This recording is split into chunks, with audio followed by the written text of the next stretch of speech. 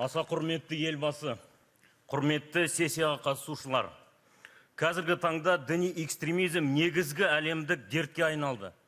Ең дамыған елдер лаңкестіктен жапа шегуде. Мен 2011 жылдан осы мәселемен айналысамын. Қасиетті Құранда маса мен шыбын нашар мысал ретінде келтірілген. Олар ортаны ластап, түрлі ауруларға себеп болады. Экстремистер де солай. Олар сананы улап қоғамды бүлдіреді.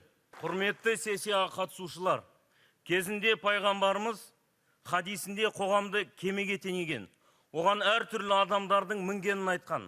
Кеме барар жеріне мақсатына жету үшін оған ешкім зиян келтірмеу керек деп айтылған. Сондықтан біздің ортақ кемемізге, яғни елімізге зиян келтіреміз дегендерге қоғам болып қарсы тұруымыз керек. Ол біздің қолымыздан келеді.